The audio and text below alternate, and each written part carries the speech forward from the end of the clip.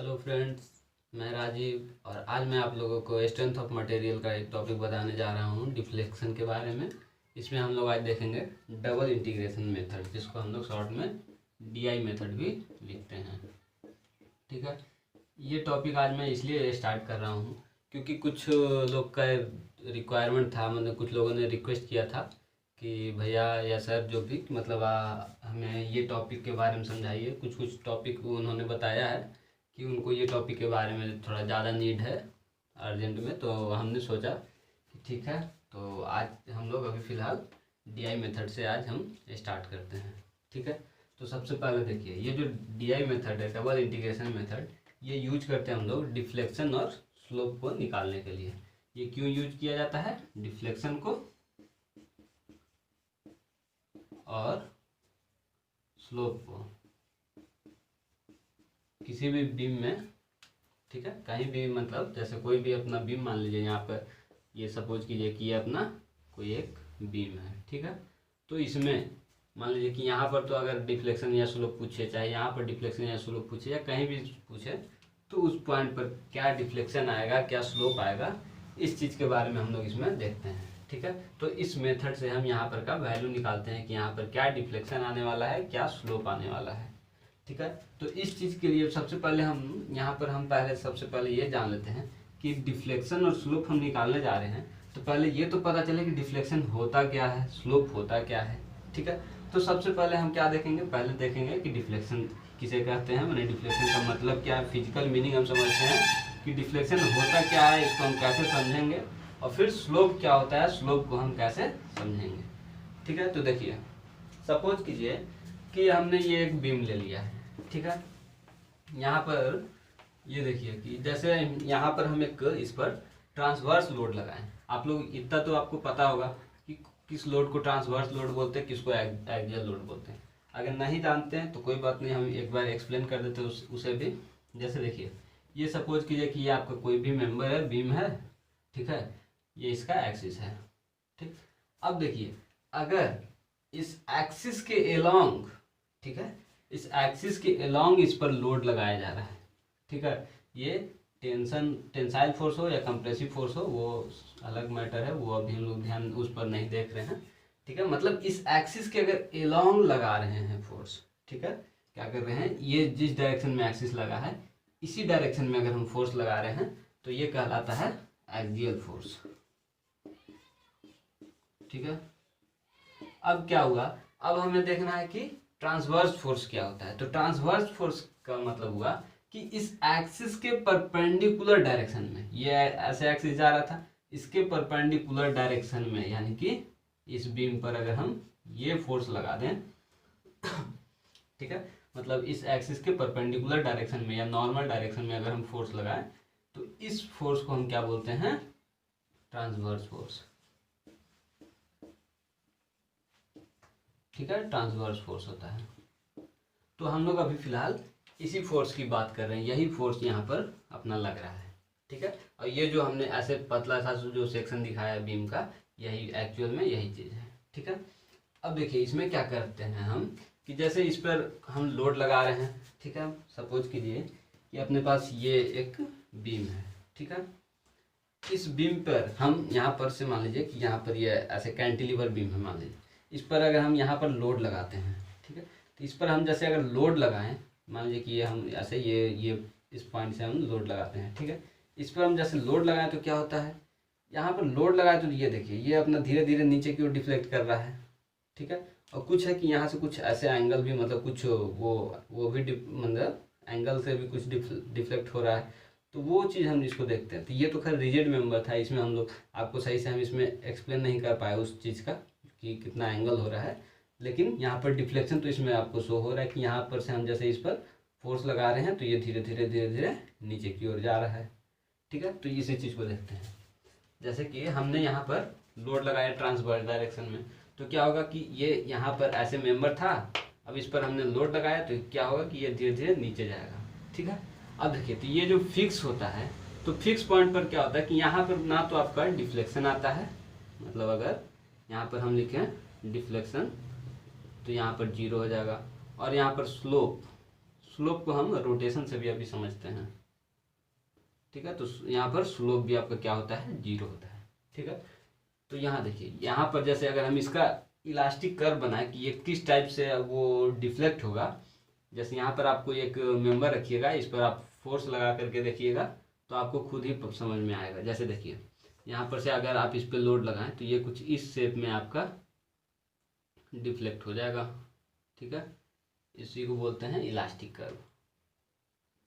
अब देखिए इसमें क्या है कि ये जो अपना ओरिजिनल पॉइंट था यहाँ पर, अब आपका यहाँ पर आ गया फाइनल, यहाँ पर मतलब इनिशियल यहाँ पर था, फाइनल यहाँ पर था।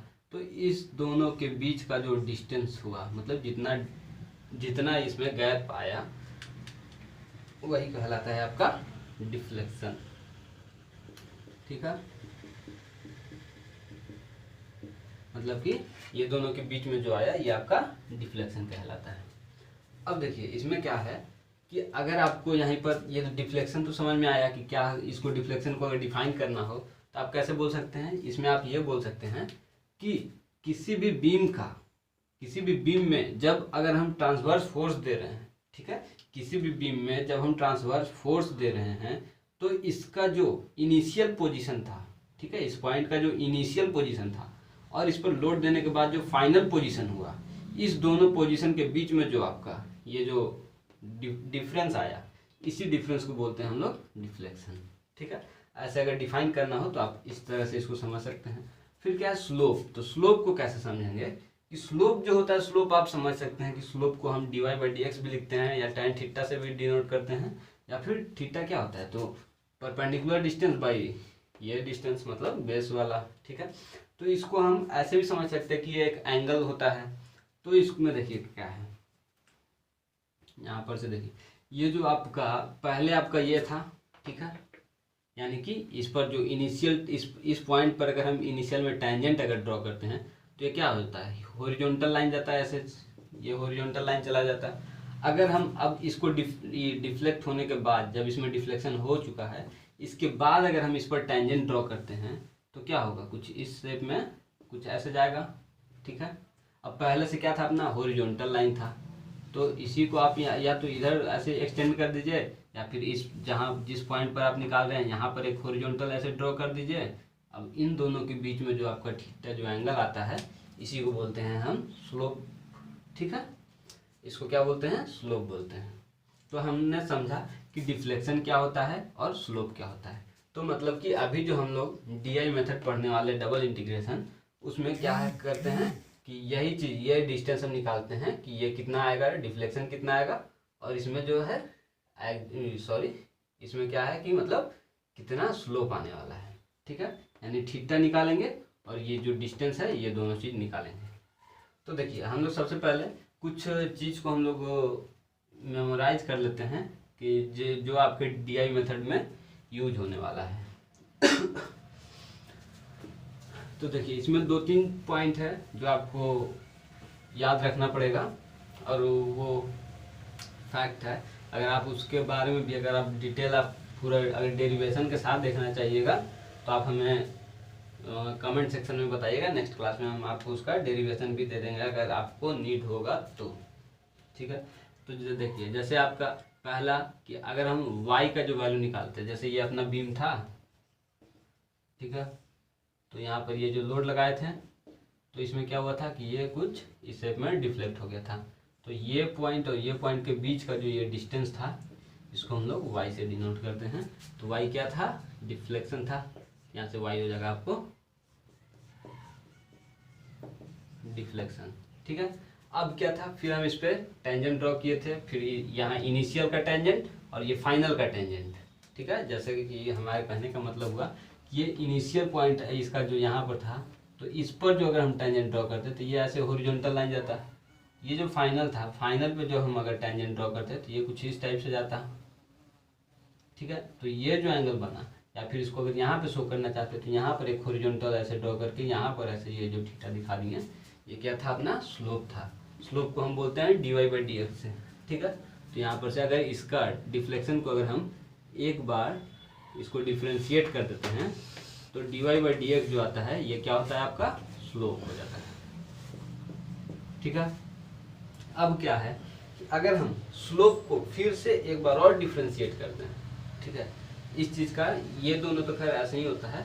अगर हम नेक्स्ट वाला जो स्टेप लिख रहे हैं इसका डेरिवेशन भी होता है, अगर वो आप देखना चाहिएगा तो आप हमें कमेंट सेक्शन में बताइएगा, आपको नेक्स्ट क्लास में उसका डेरिवेशन मैं बता दूंगा, लेकिन वो आपको अभी उतना नीड नहीं है। और अगर ऑब्जेक्टिव के पर्पज से तैयारी कर रहे हैं तो उसमें तो और भी वैसा कुछ खास नीड नहीं है, लेकिन फिर भी मैं अभी लिख देता हूँ यहाँ पर। ये क्या होता है कि ई आई इंटू में d2y/dx² इज इक्वल टू होता है मोमेंट। ठीक है, ई आई इंटू d2y/dx² को बोलते हैं मोमेंट, यानी कि ये जो स्लोप था इसको एक बार और डिफ्रेंशिएट कर दिए, यानी dy/dx था, इसको एक बार और डिफ्रेंशिएट कर दिए तो क्या हो गया, d2y/dx² हो गया।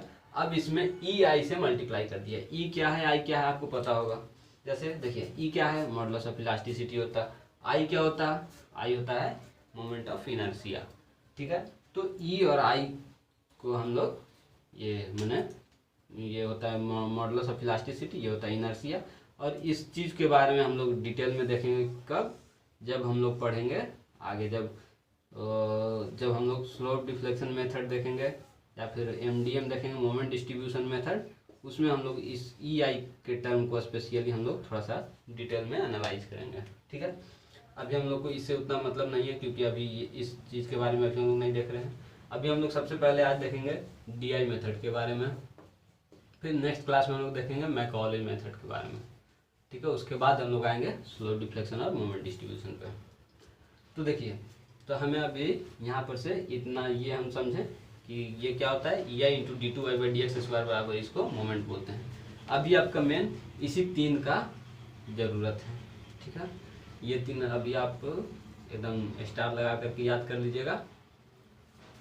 और आपको जैसे देखिए, अब इसके बाद फिर से अगर इसको एक बार और डेरिवेटिव करते हैं, ठीक है, यानी कि ई आई, अब यहाँ से देखिए d2y था तो अब d3y/dx³। ठीक है, अगर एक बार और डेरिवेटिव किया यानी कि मोमेंट को डेरिवेटिव किया आप, यानी कि अब इसको ऐसे भी लिख सकते हैं dm/, किसके रेस्पेक्ट में, x के रेस्पेक्ट में, तो dm/dx भी इसको लिख सकते हैं। तो ये क्या होता है, shear force. Shear force direct हम शॉर्ट में लिख देते हैं, इसको v से डिनोट करते हैं। ठीक है, तो ये शियर फोर्स हो जाता है। अगर हम इस चीज़ को फिर से एक बार और डेरिवेटिव कर देते हैं, क्या किए हम, यहाँ से ई आई तो था, अब फिर यहाँ पर क्या किए, d4y/dx4 कर दिए। ठीक है, तो ये क्या होता है, यानी कि शियर फोर्स को भी हम डेरिवेटिव कर दिए, यानी कि dv/dx कर दिए हम। ठीक है, तो अब यहाँ पर जब हम शियर फोर्स का भी डिफ्रेंशिएट कर रहे हैं तो क्या होता है कि ये जो आपको बताता है, ये लोड के बारे में बताता है, मतलब कि लोड इंटेंसिटी क्या है। ठीक है, लोड का इंटेंसिटी है, मतलब आपको पूछेगा कि आप इसमें बताइए कि हाँ शियर फोर्स आपका इतना दिया हुआ है, शियर फोर्स का कुछ वैल्यू दे देगा, फिर पूछेगा कि आप बताइए इसमें कितना, ये लोड का इंटेंसिटी बताइए। तो क्या कीजिएगा, आप उसको एक्स के रेस्पेक्ट में एक बार डेरिवेटिव कर दीजिएगा, तो ये आपका लोड इंटेंसिटी बताएगा। ठीक है, बस ये 5 चीज़ को आप अपने नोटबुक में आप नोट कर लीजिएगा, जिससे कि आपको डी आई मेथड समझने में हेल्पफुल होगा। ये 2 का अभी फिलहाल ज़रूरत नहीं है, ये 2 आगे के काम आएगा आपका, लेकिन ये 3 चीज़ जो है आपका, ये 3 चीज़ को आप अभी नोट कर लीजिएगा। अब देखिए, डी आई मेथड का कुछ कंडीशन होता है। ठीक है, तो हम लोग उसके बारे में देखते हैं क्या है। जैसे हम डी आई मेथड अगर लिखते हैं तो डी आई मेथड पहले हम देखेंगे कि डी आई मेथड आपका अप्लीकेबल कब होता है। ठीक है, तो इसके लिए एक कंडीशन होना चाहिए। कंडीशन क्या है कि ये मेथड आपका तभी अप्लीकेबल होगा जब आपका जो मोमेंट का जो इक्वेशन लिखिएगा, ठीक है, जो भी जैसे आपका, जैसे मान लीजिए कि ये आपका कुछ भी बीम दे दिया, इस पर कुछ भी आपका लोड लगा दिया है, तो इस पर हम मोमेंट का इक्वेशन लिखेंगे। जैसे बेंडिंग मोमेंट का इक्वेशन जो आप लिखते हैं वही इक्वेशन यहाँ पर लिखेंगे। अगर इक्वेशन जो आपका है, अगर इक्वेशन आपका यूनिफॉर्म आ रहा है पूरे लेंथ में, ठीक है, मान लीजिए कि यहाँ पर जो है उसी टाइप से, मतलब आपका मैं न्यूमेरिकल वैल्यू की बात नहीं कर रहा हूँ, यहाँ पर मैं इक्वेशन की बात कर रहा हूँ। मतलब इक्वेशन एकदम लीनियर आए, मतलब इक्वेशन जो है जैसे एक्स के टर्म में हम अगर लेके चल रहे हैं तो एक्स के मल्टीपल में ही आए, ठीक है। मतलब कि ये लीनियर आना चाहिए, यूनिफॉर्म आना चाहिए। अगर कहीं भी मान लीजिए जैसे इसका हम सपोज कीजिए कि अगर हम बेंडिंग मोमेंट बनाएं तो कुछ इस शेप में आ गया, ठीक है। हम ऐसे ही एज्यूम किए, ये जरूरी नहीं कि ऐसा ही बने, हम बस ऐसा एज्यूम किए कि मान लीजिए कि ऐसा आ गया, ठीक है। तो ये क्या हुआ कि यहाँ पर ये यूनिफॉर्म है, सब यूनिफॉर्म ही जा रहा है। जितना रेट से यहाँ बढ़ रहा है उतना ही रेट से इसके आगे बढ़ा, उतना ही रेट से इसके आगे बढ़ा, मतलब सब आपका यूनिफॉर्म रेट से बढ़ता जा रहा है, ठीक है। तो यही चीज इसमें बोलता है कि ये जो आपका डीआई मेथड है, डीआई मेथड एप्लीकेबल कब है, जब आपका मोमेंट का जो इक्वेशन है, ठीक है, वो क्या होगा, यूनिफॉर्म होगा। मतलब इसमें कहीं भी आपका सडन चेंज नहीं होगा। जैसे कि आप कुछ शेयर फोर्स बेंडिंग मोमेंट आप जब पढ़े होंगे तो कहीं कहीं पे आप देखे होइएगा, जैसे मोमेंट का इक्वेशन जो है, मान लीजिए कि ये ऐसे गया, फिर कुछ समथिंग नीचे आके फिर ऐसे जाता, या फिर कुछ और होता। तो मान लीजिए कि ये ऐसे है, कहीं पे ऐसे गया, फिर यहाँ से कुछ ऐसे हो गया पैराबोलिक या कुछ भी समथिंग, फिर यहाँ से ऐसे हो गया, कुछ भी अपना अपना शेप होता है। तो यहाँ पर देखिए, यहाँ पर जो आपका सडन चेंज जो आ रहा है, ये सडन चेंज, ये सब सडन चेंज आपका नहीं होना चाहिए, ठीक है। अगर ये सडन चेंज हो रहा है तो आप यहाँ से डीआई मेथड को अप्लाई नहीं कर सकते हैं। अगर सडन चेंज कहीं पे नहीं है, यानी कि अगर कोई इस शेप में आपका बन रहा है मान लीजिए, ठीक है, ये ऐसे बना या फिर ऐसे था, ऐसे नीचे की ओर बना, कुछ भी बना, अगर मान लीजिए सडन चेंज नहीं हो रहा है तो फिर इस केस में आप डीआई मेथड को अप्लाई कर सकते हैं, ठीक है। जैसे हम लोग अभी डीआई मेथड के बारे में एक अभी क्वेश्चन देख लेंगे हम लोग, उससे आपको और भी क्लियर हो जाएगा। कहीं अगर कोई दिक्कत लगेगा कहीं भी तो आप पूछिएगा हमें। अब देखते हैं हम लोग एक न्यूमेरिकल इसके बारे में।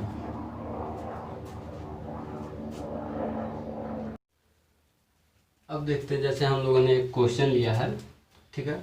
इस क्वेश्चन में आपको बोला जा रहा है कि एक कैंटिलीवर बीम है। ये बीम तो आप लोग समझते होंगे कि कैसे कैंटिलीवर बोला गया, क्योंकि ये जो बीम है ये आपका इस शेप में, देखिए जैसे ये बीम था आपका, ठीक है, ये बीम था। अब इस पर आपका ये लोडिंग लगा हुआ है, ये यानी कि इस डायरेक्शन में आपका कुछ ऐसा लोडिंग लगा है, ठीक है। अब आपको बोल रहा है कि जैसे मान लीजिए इसका सपोज कीजिए, इसका नाम दे दिए हम, इस पॉइंट का ए है, इस पॉइंट का बी है, ठीक है। तो ये जो ए और बी है, तो आपको बोला जा रहा है कि पॉइंट बी पर आप बताइए कि इस लोड के कारण पॉइंट बी पर आपका कितना आपका यहाँ पर डिफ्लेक्शन आ रहा है और कितना आपका स्लोप आ रहा है। ये दोनों चीज़ आपको पूछ रहा है, यानी कि आपको यहाँ पर का ये जैसे भी ये आपका बीम मान लीजिए कुछ सपोज इस शेप में डिफ्लेक्ट किया, तो ये जो आपका ये जो आया डिफ्लेक्शन यानी डेल्टा यानी वाई, जैसे भी आप इसको लिखिए, और फिर यहाँ पर जो स्लोप आया थीटा यानी कि dy बाई डी एक्स, इस दोनों का वैल्यू आपको पूछ रहा है कि आप बताइए। अगर यही वैल्यू आपको b के जगह a पे पूछता तो आप क्या बोलते हैं। a देखिए, a पर आप ये सोचिए, जैसे a क्या था आपका फिक्स्ड पॉइंट है, यहाँ पर एकदम रिजिड ज्वाइंट है, मतलब यहाँ पर से ये आपका सेक्शन है, मतलब ये कैंटिलीवर बीम है, यानी ये फिक्स सपोर्ट है, इसको हम एकदम फिक्स करके पकड़े हुए हैं, ठीक है। अब यहाँ पर हम कितना भी लोड लगाएंगे तो ये क्या होगा, डिफ्लेक्ट कहाँ से होगा, जैसे ऐसे में देखिए, इस पर हम लोड लगा दिए, डिफ्लेक्ट कहाँ से हो रहा है, जैसे देखिए इस पर लोड लगाते ये यहाँ पर से इसी जगह पर ना डिफ्लेक्ट हुआ, यहाँ पर तो कुछ नहीं, यहाँ पर ना तो आपका डिफ्लेक्शन आता और ना ही यहाँ पर रोटेशन आता। अगर यहाँ पर पूछता ये डेल ए की वैल्यू अगर आपसे पूछता तो आप डायरेक्ट बता सकते थे कि 0 होगा, और अगर यहीं पर थीटा ए भी अगर पूछता तो आप डायरेक्ट बोल सकते थे 0 ही होगा, ठीक है। क्यों, क्योंकि हम लोग ने पहले पढ़ा है कि फिक्स सपोर्ट पर ना तो डिफ्लेक्शन आता है ना रोटेशन आता है, रोटेशन यानी स्लोप, तो ये दोनों कुछ भी नहीं आता, तो ये चीज़ आपका 0 होगा, ठीक है। तो अब हम इस क्वेश्चन को समझते हैं, इस क्वेश्चन को कैसे हम लोग बनाएंगे। जैसे इसमें देखिए, इसमें एक और चीज़ आप ध्यान दीजिएगा कि अभी हमने जो बताया था कि आपका जो डीआई मेथड है, ठीक है, कौन सा मेथड, हम जो ये डीआई मेथड की बात कर रहे हैं, ठीक। तो ये डीआई मेथड हमने अभी आपको बताया कहाँ एप्लीकेबल होता है, जहाँ पर आपका बेंडिंग मोमेंट यूनिफॉर्म हो, मतलब बेंडिंग मोमेंट का जो इक्वेशन आप लिखें वो यूनिफॉर्म हो। तो देखिए उसमें कहने का ये मतलब था कि अगर आप इतना याद रखिए, अगर कहीं पे आपका मान लीजिए कोई सपोर्ट है, किसी भी टाइप का सपोर्ट है, अगर इसमें आपका यूडीएल है या फिर इस पे यूवीएल है, ठीक है, तो ये आपका इस जगह पे आपका, तब यहाँ पर इस जगह पर आपका ये अप्लीकेबल होगा, ठीक है। यानी कि इस कंडीशन में आप डीआई मेथड लगा सकते हैं। लेकिन जहाँ पर मान लीजिए कोई ये सपोर्ट है, अगर इसमें बीच में कहीं पे पॉइंट लोड आ गया, ठीक है, या फिर कोई सपोर्ट है, इसके बीच में आपका कंसंट्रेटेड मोमेंट आ गया, ठीक है, तो कहीं पे ऐसा पॉइंट लोड आ गया या फिर कहीं पे ऐसा पॉइंट मोमेंट आ गया, तो इस केस में आपका ये एप्लीकेबल नहीं होता है, ठीक है। तो इसीलिए हमने यहाँ पर क्या लिया है, यूनिफॉर्मली वायरिंग लोड लिया है, यूवीएल। इस टाइप के लोड को क्या बोलते हैं, यूवीएल, ठीक है। यूनिफॉर्मली वायरिंग लोड मतलब कि पूरे में वैरी करते जा रहा है, ठीक है, और लेकिन यूनिफॉर्म रेट से, पूरा रेट इसका यूनिफॉर्म है। यूडीएल का क्या होता है, इस साइज में, मैंने इस तरह से उसको डिनोट करते हैं। ये क्या होता है, यूडीएल। यूडीएल मतलब यूनिफॉर्मली डिस्ट्रीब्यूटेड लोड, मतलब पूरे में यूनिफॉर्मली डिस्ट्रीब्यूटेड है, ठीक है, सब जगह उसका एक ही जैसा है। तो देखिए अब हम क्या करते हैं कि अब हम पहले इस क्वेश्चन को समझने का कोशिश करते हैं, ठीक है। तो इसको बनाने के लिए सबसे पहले हम अपना जो निकालना है, तो सबसे पहले हम एक कहीं पर एक सेक्शन कट करते हैं, ठीक है। तो कोई एक डिस्टेंस पर हम यहाँ पर इस पर सेक्शन कट कर लेते हैं। सपोज कीजिए कि ये जो बी पॉइंट पे हमको जो निकालना था, तो बी पॉइंट से किसी भी एक एक्स डिस्टेंस पर हम एक सेक्शन कट करते हैं। क्या करते हैं, सेक्शन कट करते हैं। कोई सा भी एक डिस्टेंस मान लीजिए कि ये सेक्शन मान लीजिए एक्स एक्स सेक्शन है, ठीक है। यहाँ पर हम एक सेक्शन कट कर लिए, कितना डिस्टेंस पर, यहाँ बी से एक्स डिस्टेंस पर, ठीक है। एक्स डिस्टेंस पर हम एक सेक्शन कट किए हैं, ठीक है। ये टोटल लेंथ था एल मीटर, यहाँ ये जो है ये टोटल एल मीटर था। अब हम, और लोड का इंटेंसिटी जो है, लोड यहाँ पर कितना है, बी पॉइंट पर 0, फिर धीरे धीरे लोड बढ़ते जा रहा है, बढ़ते जा रहा है, बढ़ते जा रहा है, और फाइनल एल डिस्टेंस ट्रेवल करने के बाद, यानी यहाँ से एल डिस्टेंस तक यहाँ आए, तो ए पॉइंट पे आए, तो ए पॉइंट पर लोड कितना हो गया आपका, ये W, ठीक है, ये W किलो न्यूटन है पर मीटर में, ठीक।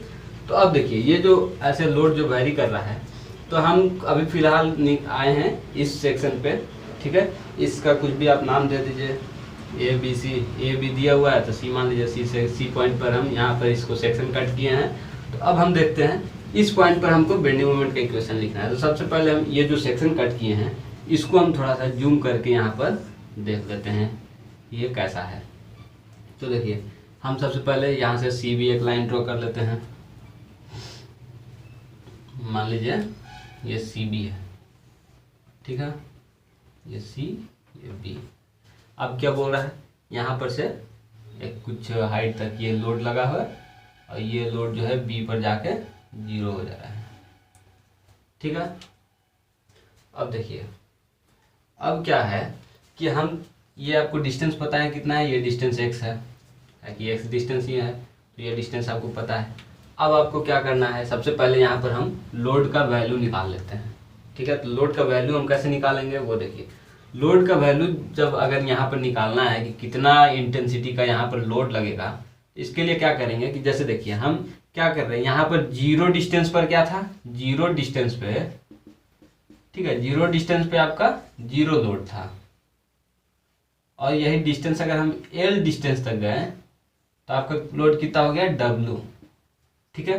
तो x डिस्टेंस अगर हम जाते हैं, अगर मान लीजिए कि यहाँ से हम 1 यूनिट डिस्टेंस जाते हैं, तो कितना लोड आपका होता है, W/L हो जाता है। जो आप यूनिटरी मेथड से आप देखे होंगे कि मतलब L मीटर में मान लीजिए W किलो न्यूटन का लोड आया, तो 1 मीटर में कितना आता, तो W/L आता। तो उसी तरह से हमारा कितना है, x मीटर है मान लीजिए, तो यहाँ पर, तो अगर वैसे निकाले हम, तो x डिस्टेंस पर हम अगर लोड निकाले तो क्या हो जाएगा, W/L इंटू में x हो जाता, ठीक है। तो ये चीज़ आपको अभी काम आने वाला है, मतलब कि यहाँ पर आपको लोड मिल गया, यहाँ पर कितना लोड आया, W/L इंटू x, ठीक है। ये यूनिट आप दे दीजिएगा यहाँ से, जो यूनिट है वो अपना दे दीजिएगा। ठीक, अब देखिए अब क्या करना है कि आप यहाँ पर आप लोड निकाल लिए हैं, ये पूरे में लोड डिस्ट्रीब्यूट है इधर भी। ठीक, अब आपको करना क्या है कि यहाँ पर मोमेंट का इक्वेशन लिखना है। तो सबसे पहले जैसे हम यहाँ पर इसको हम मिटा देते हैं। जैसे हम यहाँ पर सेक्शन कट किए हैं, तो सेक्शन कट किए हैं तो क्या होता, यहाँ पर कुछ इंटरनल फोर्स आया होगा, जैसे इस पर लोड लग रहा है तो इसके कारण यहाँ पर कुछ शियर फोर्स तो आएगा ना। तो वो चीज़ को हम यहाँ पर पहले लिख लेते हैं। जैसे देखिए ये सेक्शन हमने ऐसे कट किया है, बी पॉइंट से इधर की ओर सेक्शन कट किया। तो क्या है कि बी पॉइंट से इधर की ओर सेक्शन कट किए हम, तो जैसे हम लोग पहले पढ़े थे कि RUN का फंडा पढ़े थे, क्या था कि राइट साइड में अपवर्ड फोर्स को निगेटिव लेते हैं। ठीक है, तो अगर राइट साइड में अपवर्ड को निगेटिव लिए तो लेफ्ट साइड में अपवर्ड को क्या लेंगे, पॉजिटिव ले लेंगे। इतना तो अपने को पता है। तो देखिए वही चीज़ यहाँ पर करते हैं। जैसे बी पॉइंट पर हम खड़ा है, बी से हम इधर की ओर सेक्शन कट किए हैं। अभी कहाँ से, हमको बी से मतलब है, तो बी से हम इस साइड यानी लेफ्ट साइड में सेक्शन कट किए हैं। तो यहाँ पर अगर हमको शो करना पड़ेगा क्या, अगर हमको यहाँ पर शियर फोर्स और मोमेंट वगैरह शो करना पड़ेगा तो क्या करेंगे हम कि यहाँ पर देखिए, जैसे हम जनरली हम लोग कुछ भी मानते हैं तो हम लोग पॉजिटिव लगे चलते हैं। अगर इनकेस वैल्यू कुछ मैंने वहाँ पर निगेटिव आना होता तो क्या होता, चुपचाप से वैल्यू अपने आप जो हम यहाँ से मान लेते, अगर मान लीजिए कि हम एक्स का वैल्यू हम पॉजिटिव लिए हैं, ठीक है, अगर बाय द वे वहाँ पर रियल में वो निगेटिव आ रहा होता तो क्या होता, हम जैसे भी जो भी क्वेश्चन मैंने जो भी अपना वैल्यू पुट करके अपना एक्स का जो वैल्यू निकालते हैं तो लास्ट में माइनस में आ जाता, तो हम समझ जाते कि हम जो माने थे पॉजिटिव वो गलत है, उसका डायरेक्शन उल्टा हो जाएगा। सिर्फ यही करना है। तो वही चीज़ यहाँ पर करते हैं। यहाँ पर हम सबसे पहले पॉजिटिव डायरेक्शन में ही मान लेते हैं। तो पॉजिटिव डायरेक्शन में मानने यानी कि लेफ्ट साइड, ये बी के तो लेफ्ट साइड में आ रहा है, तो लेफ्ट साइड में हम अपवर्ड फोर्स को पॉजिटिव मानते हैं। तो यहाँ पर से शियर फोर्स का डायरेक्शन हम ऊपर की ओर दे देंगे, इसको बी से डिनोट कर दिया। ठीक है, अब क्या है, अब यहाँ पर कुछ मोमेंट वाला भी आएगा टर्म, तो मोमेंट क्या कितना आएगा वो देखते हैं। जैसे मोमेंट को हम एम से डिनोट करते हैं। ठीक है, अब मोमेंट यहाँ पर क्लॉकवाइज मोमेंट आएगा या फिर एंटी क्लॉकवाइज मोमेंट आएगा, ये चीज़ आपको देखना है। तो ये कैसे ये भी हमको पॉजिटिव मोमेंट ही लिखना है। तो इसमें क्या करते हैं कि इसमें जैसे देखिए हमने पढ़ा था क्या, एक और चीज़ पढ़ा था हमने, RCN राइट साइड क्लॉकवाइज को हमने निगेटिव पढ़ा था। ठीक है, तो ये इसके बी के लेफ्ट साइड में है, तो राइट साइड में क्लॉकवाइज को हमने निगेटिव पढ़ा था, तो लेफ्ट साइड में क्लॉकवाइज क्या हो जाएगा, पॉजिटिव हो जाएगा। जब राइट में निगेटिव हो रहा है तो लेफ्ट में पॉजिटिव होगा। ठीक है, तो वही चीज़ हम यहाँ पर करते हैं, लेफ्ट साइड में क्लॉकवाइज को पॉजिटिव। तो ये इसके लेफ्ट साइड में है, तो लेफ्ट साइड में हम क्लॉकवाइज डायरेक्शन में हमने मोमेंट का डायरेक्शन दे दिया, क्लॉकवाइज डायरेक्शन में यहाँ पर मोमेंट दे दिया। ठीक है, ये mx हो गया आपका, ये vx था, x डिस्टेंस पे था इसलिए हमने x से इसको रिप्रेजेंट कर दिया। तो ये आपको डायरेक्शन समझ में आ गया होगा। अगर नहीं समझ में आया होगा तो आप एक बार वीडियो को फिर से आप थोड़ा सा बैक करके देख लीजिएगा। अगर उसके बाद भी नहीं समझ में आया होगा तो आप कमेंट सेक्शन में हमें मैसेज कीजिएगा, मैं आपको इसको नेक्स्ट क्लास में फिर और अच्छे से एक्सप्लेन करूँगा। ठीक है, अब देखिए, तो यहाँ पर हम अब क्या करना है, डबल इंटीग्रेशन मेथड है। तो पहले हम यहाँ पर मोमेंट का इक्वेशन लिखते हैं। तो मोमेंट हम जैसे लिखते हैं mx बराबर, ठीक है, तो मोमेंट हम x डिस्टेंस पर हम मोमेंट का इक्वेशन लिखते हैं। तो क्या होता है, मोमेंट क्या लेते हैं, मोमेंट बराबर क्या होता है, सबसे पहले आपको ये पता होगा मोमेंट क्या होता है कि मोमेंट बराबर फोर्स, ठीक है, इनटू में परपेंडिकुलर डिस्टेंस, ऐसे कोई सा भी डिस्टेंस नहीं ले लेना है। ठीक है, फोर्स इनटू में परपेंडिकुलर डिस्टेंस, ये चीज आपको ध्यान रखना है। कौन सा डिस्टेंस लेंगे, परपेंडिकुलर डिस्टेंस ही लेना है। ठीक है, तो देखिए यहाँ पर हम आते हैं। सबसे पहले हम मान लीजिए इसी एक्स पॉइंट पर हम ये मोमेंट का इक्वेशन लिख रहे हैं। तो यहाँ पर लिख देते हैं मोमेंट इक्वेशन एट, या फिर bending moment equation at x, bending moment equation at point x पे। ठीक है, राइटिंग अगर ना समझ में आए तो हम जो बोल रहे हैं वो आप समझ लीजिएगा, राइटिंग एक्चुअली बोर्ड पर का हैबिट नहीं है। ठीक है, तो अब देखिए यहाँ से एक्स पॉइंट पर, एक्स डिस्टेंस पर हम जो यहाँ एक पॉइंट है, ठीक है, अगर इसको पॉइंट को हम सी से डिनोट किए हैं तो आप यहाँ पर सी भी लिख सकते हैं। ठीक है, एट पॉइंट सी ही कर लीजिए, आप कंफ्यूज ना हो।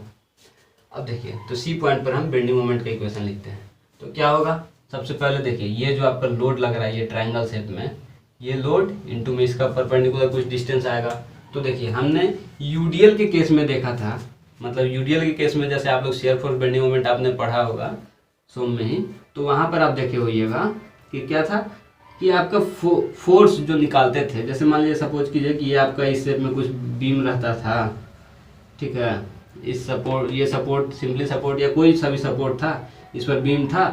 अगर हमको यहाँ इस पॉइंट पर हम इस पर मोमेंट निकाल रहे होते तो क्या करते थे, ये जैसे W किलो न्यूटन पर मीटर का था मान लीजिए, ठीक है, तो आप इस पर निकालते तो क्या करते थे, ये एल डिस्टेंस का अगर लेंथ है, ठीक है, तो इसे आप क्या करते थे W इंटू एल कर देते थे, तो टोटल आपको लोड पता चल जाता था। और ये लोड को आपका हम एज्यूम करते थे इसके CG पर डिस्टेंस, यानी इसके सेंटर पे, यानी कि L/2 डिस्टेंस पर। ये डिस्टेंस कितना होता था, L/2 होता था, ठीक है। तो अब उसी तरह से यहाँ पर तो ये यूडीएल था, तो इस टाइप से हम कर देते थे W इंटू एल हो गया आपका लोड, अब इंटू में कर दिए L/2 ये इसका CG वाला डिस्टेंस, तो यहाँ से आपको पता चल गया कि ये आपका बेंडिंग मोमेंट हो गया। लेकिन अगर यहाँ पर जैसे ट्रायंगल वाला लोड है, मतलब यूनिफॉर्मली वायरिंग लोड है, यूवीएल है, तो इस केस में क्या करेंगे, यूनिफॉर्मली वायरिंग लोड है, तो इसके लिए क्या करेंगे हम कि पहले हम क्या करेंगे कि इसका एरिया निकाल लेंगे। तो ये ट्रायंगल का एरिया आपने पढ़ा होगा, ट्रायंगल का एरिया क्या होता है, 1/2 इंटू बेस इंटू हाइट, ठीक है,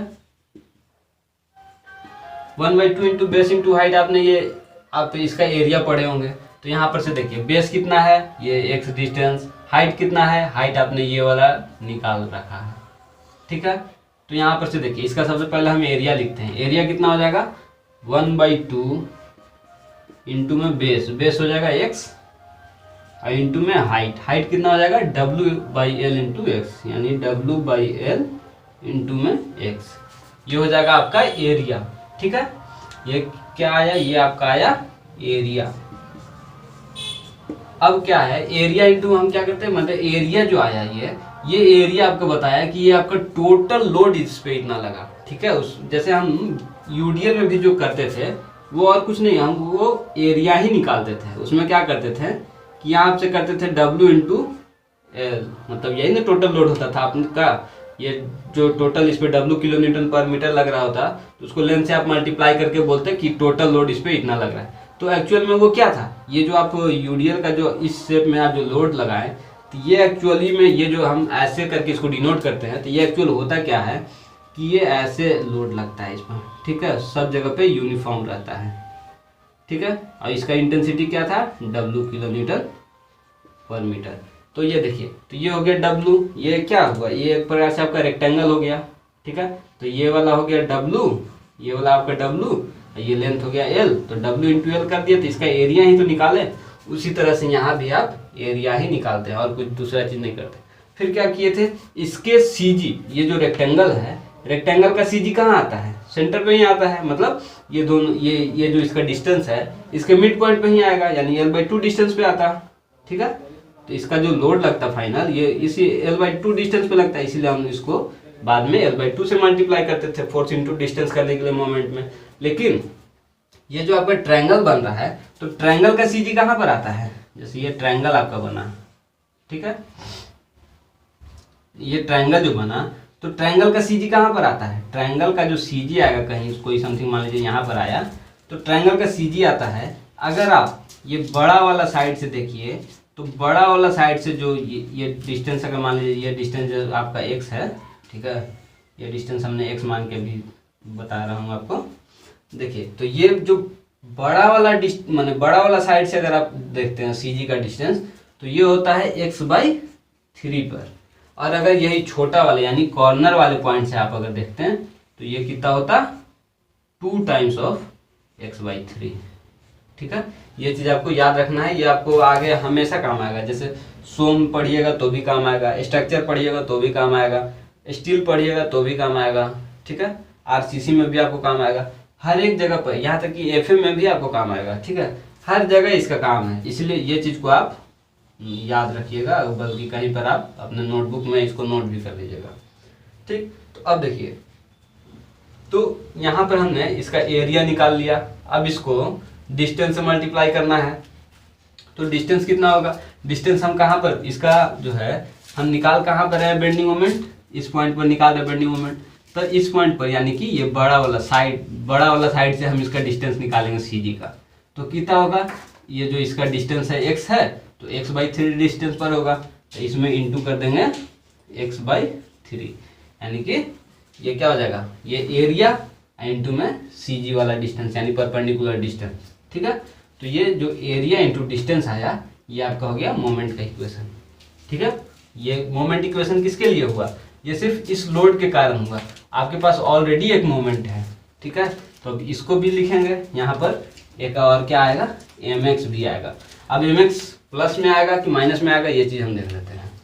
ठीक है, तो यहाँ पर देखिए, यहाँ पर हम इसके लिए इस वाले इक्वेशन को लिखने के लिए हम यहाँ पर आपको नहीं बताएं कि यहाँ पर ये प्लस में होगा कि माइनस में होगा। क्यों, क्योंकि अगर हम इक्वेशन लिख रहे हैं इसके बराबर में अगर हम जीरो करते हैं तो इधर में अगर माइनस होता तो भी उधर जाके जीरो हो जाता, इधर अगर प्लस होता तो भी उधर जीरो हो जाता। मतलब जीरो में अगर हम कुछ कर दें तो उतना फर्क नहीं पड़ता, इसलिए हम आपको इस जगह पर नहीं बताएं जिससे कि आप फालतू का कंफ्यूज ना हो। ठीक है, तो अब देखिए, अब क्या करना है कि वो जो माइनस प्लस अब बाद में आएगा तो उस चीज के लिए तो आपको सोचना पड़ेगा। तो इस चीज के लिए आपको जब सोचना पड़ेगा तो ये देखिए, ये क्या करते हैं कि ये जैसे आपका मान लीजिए सीबी मेंबर ऐसे था, इस पर लोड लगा, इस पर ये जो लोड लगा तो ये लोड इसको कैसे घुमा रहा है, क्लॉकवाइज डायरेक्शन में इसको रोटेट करते जा रहा है, ऐसे ऐसे ये क्लॉकवाइज डायरेक्शन में घूम रहा है। तो हम सपोज कर लीजिए कि यहाँ पर अभी फिलहाल क्लॉकवाइज को पॉजिटिव लेकर के चल रहे हैं।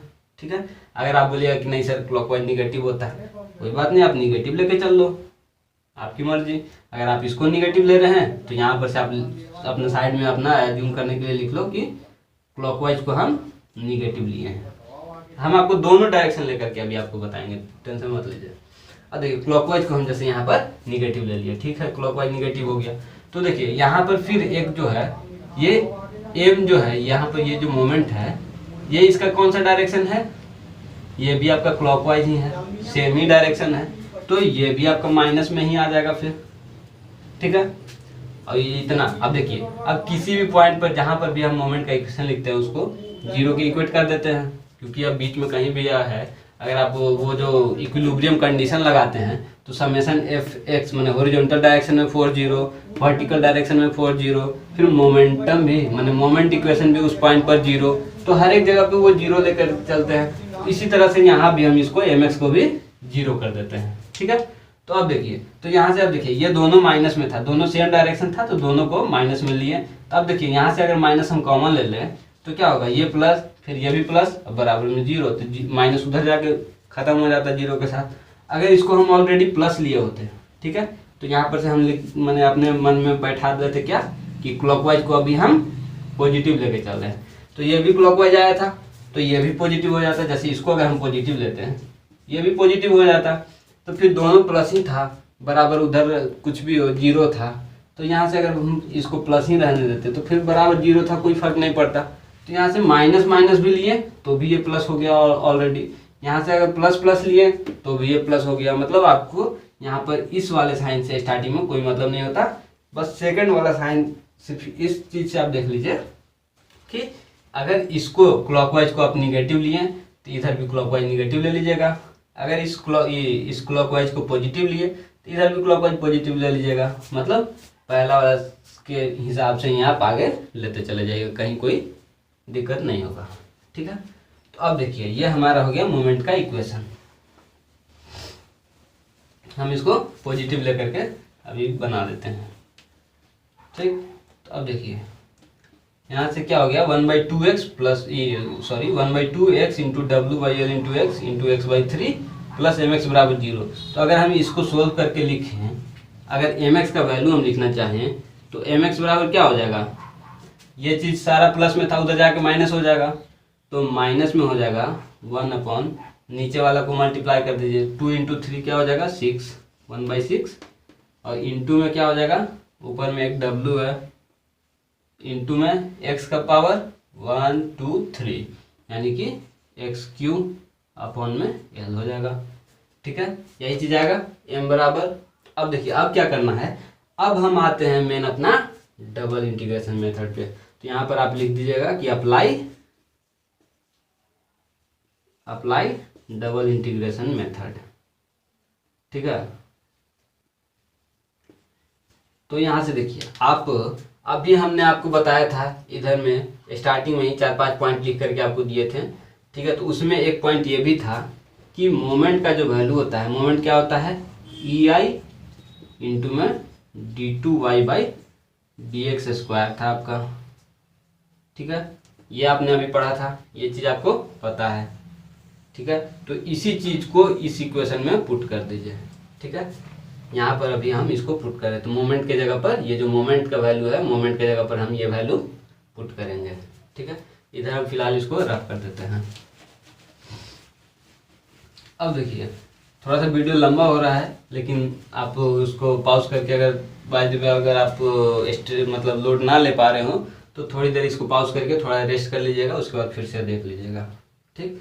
तो यहाँ देखिए इस वैल्यू को हम यहाँ पर लिखे हैं तो क्या हो जाएगा, ई आई इंटू में d2y/dx² बराबर में क्या हो जाएगा, माइनस में 1/6 w(x³/l) x³/l। अब देखिए अब क्या है, आपको निकालना क्या क्या है, मेन आपको निकालना है यहाँ पर से डिफ्लेक्शन यानी y का वैल्यू, फिर स्लोप यानी dy/dx का वैल्यू, ठीक है। y और dy/dx आपको ये दो चीज निकालना है। इसमें क्या कर सकते हैं आप, तो ये देखिए आपके पास यहाँ पर dy/dx का टर्म है, लेकिन ये d2y/dx² है। तो इसको अगर हम एक बार इंटीग्रेट कर देंगे तो क्या होगा, dy/dx आ जाएगा यहाँ पर, ठीक है। तो यहाँ से हम dy/dx का वैल्यू निकाल लेंगे। फिर अगर हमको y निकालना होगा तो फिर dy/dx वाले टर्म को एक बार और इंटीग्रेट कर देंगे तो क्या आएगा, y आ जाएगा, तो वहां से y का वैल्यू भी आ जाएगा। तो इसीलिए इसमें देखिए इसमें दो बार अपने को दो बार इसमें इंटीग्रेट करना पड़ रहा है, इसीलिए इस मेथड का नाम ही पड़ गया है डबल इंटीग्रेशन मेथड, ठीक है। यहाँ से इसका नाम पड़ा इसीलिए डबल इंटीग्रेशन मेथड। क्यों, क्योंकि इसमें आपको दो बार इंटीग्रेट करना पड़ रहा है। तो यहाँ पर से आप लिख दीजिएगा ऑन इंटीग्रेटिंग, मतलब इंटीग्रेट करने पर, ठीक है। ऑन इंटीग्रेटिंग, अब इसमें क्या है, इसको आप इंटीग्रेट कर रहे हैं तो क्या है, हम डायरेक्ट लिख देते हैं, यहाँ से इंटीग्रेट कीजिएगा तो क्या आ जाएगा, ई आई। अब देखिए d2y/dx² था तो ये एक बार मतलब खत्म हो जाएगा, यानी कि dy/dx आ जाएगा, ठीक है, बराबर। अब देखिए यहाँ पर से ये जो w है, w तो लोड है, लोड तो आपका फिक्स होगा, लोड तो आपको ऑलरेडी पता होगा। फिर ये क्या है, लेंथ है, l है, तो l भी आपको, लेंथ भी तो आपका फिक्स ही होगा ना, लेंथ तो चेंज होगा नहीं, तो यहाँ से आपका लेंथ भी फिक्स है, यानी कि माइनस में 1/6 इंटू w/l आपका फिक्स है। अब चेंज क्या होगा, x, क्यों, क्योंकि ये x तो हम अपने से यहाँ माने, अगर आपका मन करे कि यहाँ नहीं सर थोड़ा सा और इधर मान लीजिए, यहाँ पर हम यहाँ मान लिए, तो ये x वेरी कर रहा है, तो x वेरी कर रहा है, तो x को हम यहाँ से dx³ अगर कर दे, x³ को अगर हम डिफ्रेंशिएट कर दें तो डिफ्रेंशिएशन आपको पता है क्या होता है, x³ को अगर डिफ्रेंशिएट कर दीजिएगा तो क्या हो जाएगा, x⁴/4। अगर डिफ्रेंशिएशन अगर नहीं पता हो तो आप मैथ एक बार देख लीजिएगा, ठीक है। अब देखिए अब क्या करते हैं, अब इसमें हम करते हैं कि इसको सोल्व कर लीजिए, तो यहाँ से क्या हो जाएगा, ये माइनस में ये 6 और 4 को हम मल्टीप्लाई कर दे तो -1/24 wx4/l आ जाएगा, ठीक है।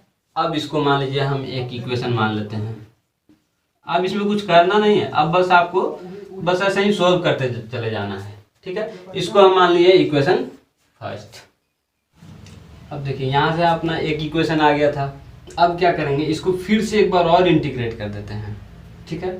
लेकिन एक चीज़ आप इस पर ध्यान दीजिएगा कि जब भी हम लोग इंटीग्रेट करते हैं ना, तो क्या कीजिएगा कि इंटीग्रेट जब कीजिएगा तो एक इंटीग्रेशन वाला कांस्टेंट इसमें ऐड कर दिएगा, यहाँ पर से एक c1 का वैल्यू ऐड कर दीजिएगा। ये क्यों ऐड करते हैं ये अभी आपको हम बताते हैं। जैसे देखिए मान लीजिए कि अगर आप ये कांस्टेंट कोई टर्म है, जैसे मान लीजिए कि 4, 5, 6 कुछ भी मान लीजिए, हम यहाँ से मान लीजिए 5 एक टर्म था, ठीक है। अगर हम इसका डिफ्रेंशिएट कर देंगे x के रेस्पेक्ट में, यानी d5/dx करेंगे तो ये क्या आएगा, 0 आएगा, ठीक है। तो सपोज कीजिए कि यहाँ जो आपका वैल्यू जो आया था आपका, ठीक है, ये जो मोमेंट का इक्वेशन जो लिखे थे, यहाँ पे प्लस में कोई 0 होता सपोज कीजिए, ठीक है। तो ये मोमेंट का इक्वेशन में तो कोई चेंजिंग नहीं होता, लेकिन अगर इसको हम इंटीग्रेट किए तो यहाँ पर एक 5 टर्म तो मेरा आ रहा था जो कि नहीं आया, इसीलिए हम यहाँ पर एक कांस्टेंट ऐड कर देते हैं, ठीक। अब क्या करेंगे कि इसको एक इक्वेशन मान लेंगे। अगर देखिए यहाँ पर अगर रियल में कोई टर्म आएगा तो यहाँ C1 का कुछ वैल्यू आ जाएगा, अगर यहाँ पर कोई टर्म नहीं होगा तो C1 का वैल्यू हम बाद में सोल्व करेंगे, 0 आ जाएगा, उसमें कोई दिक्कत है नहीं। अब देखिए अब क्या करते हैं कि अब इसको फिर से एक बार इंटीग्रेट कर देते हैं। तो एक बार और इंटीग्रेट करेंगे तो ये dy/dx का इंटीग्रेट करेंगे तो क्या हो जाएगा, सिर्फ y हो जाएगा, यानी कि ei इंटू वाई हो जाएगा। और इधर में देखिए ये माइनस में 1/24 तो है, तो ये ऐसे ही रहेगा। अब w/l भी ऐसे ही रह जाएगा।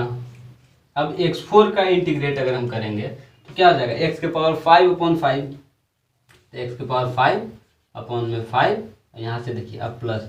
अब देखिए ये कांस्टेंट का अगर इंटीग्रेशन करते तो क्या होता है, एक x वाला टर्म आ जाता है, यानी कि C1 इंटू एक्स आ गया। ठीक, अब इधर कुछ नहीं है तो फिर यहाँ से एक और हम अपना अभी सेकंड बार इंटीग्रेशन किए थे तो सेकंड वाला इंटीग्रेशन कांस्टेंट ऐड कर दिए, यानी C2 लिख दिए। ठीक है, ये आपका हो गया इक्वेशन 2। अब देखिए अब आपको बस इतना इसी 2 इक्वेशन से मेन मतलब है। ठीक, तो इसमें अब क्या करते हैं, अब हम करते हैं कि इसमें आप कंडीशन लगाते हैं, हम लोग बाउंड्री कंडीशन जिसको बोलते हैं, उस कंडीशन को लगा करके हम लोग को C1 और C2 का वैल्यू पता करना है। क्यों, क्योंकि इसमें W जो लोड है वो लोड आपको पता होगा, L जो लेंथ है वो आपको पता होगा, इसका दिया होगा। ठीक, तो x मतलब जितना भी जहाँ पर भी आपको जैसे एक इस जगह पे पूछ रहा था x=0 रख देंगे तो इस जगह का आपको निकल जाएगा, वो dy/dx भी निकल जाएगा, इस वाले में रखेंगे तो y यानी डिफ्लेक्शन भी निकल जाएगा, दोनों चीज़ आपका निकल जाएगा। ठीक है, अब आपको मेन करना क्या है, इसमें सिर्फ आपको अननोन क्या यहाँ पर आपका मिलेगा, ये एक मिलेगा C1 का वैल्यू और एक C2 का वैल्यू, बस यही 2 चीज़ आपको निकालना है। इसी 2 चीज़ के लिए अब हम क्या करते हैं कि हम लोग बाउंड्री कंडीशन अप्लाई करते हैं। तो बाउंड्री कंडीशन अप्लाई करते हैं तो देखिए जैसे यहाँ पर x के वैल्यू अगर हम 0 रख दें तो क्या होगा, यहाँ पर डिफ्लेक्शन 0 होगा, नहीं होगा। क्यों 0 नहीं होगा, क्योंकि ये तो फ्री है ना, हम तो सिर्फ इसी को यहाँ पर होल्ड किए हैं। यहाँ पर अगर कुछ लोड लगा रहे हैं तो ये तो इधर चाहे उधर जैसे भी आप इस पे जैसे लोड लगा रहे हैं तो ये तो डिफ्लेक्ट हो जाएगा, यानी कि यहाँ पर डेल्टा का वैल्यू 0 नहीं होगा, और कुछ चेंज हो रहा है तो स्लोप भी 0 नहीं होगा। ठीक है, तो यानी कि x=0 रखने से अपने को काम नहीं बनेगा। अभी फिर क्या देखते हैं, अगर बीच में कहीं कुछ रख दें तो बीच में आपको ये तो ना dy/dx का वैल्यू पता है ना ही y का पता है, तो x का वैल्यू कहीं बीच में भी नहीं रख सकते हैं। अब कहाँ रखें, तो x का वैल्यू इस फिक्स्ड वाले पॉइंट पे रखते हैं। ठीक है, यानी कि x बराबर अगर हम l पुट करते हैं, ये x का जो वैल्यू यहाँ से था तो ये वाला x बराबर हम l तक लेके जाते हैं, यानी इस पॉइंट पर आते हैं। तो l पर अगर आए तो क्या हो जाएगा कि आपको पूरा वैल्यू आपको मिल जाएगा।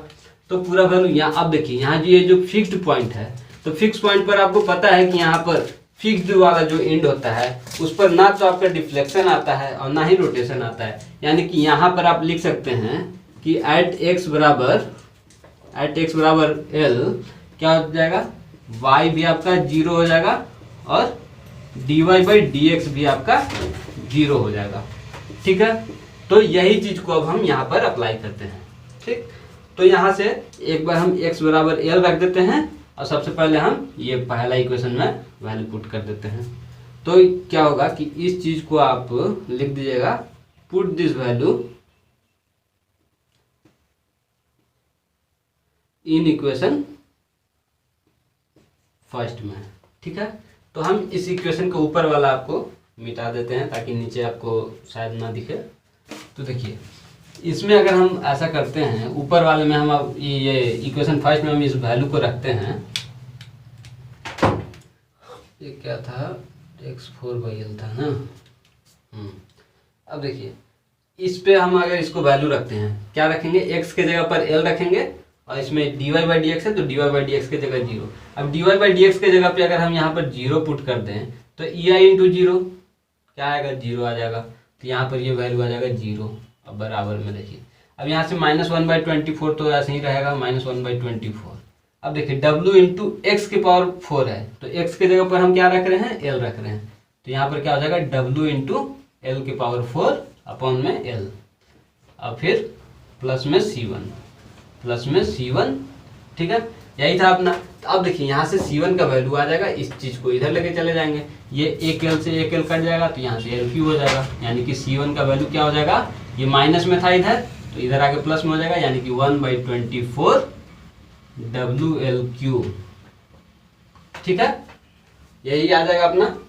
तो देखिए यानी कि प्लस में आया 1/24 WL, ये आ गया आपका C1 का वैल्यू।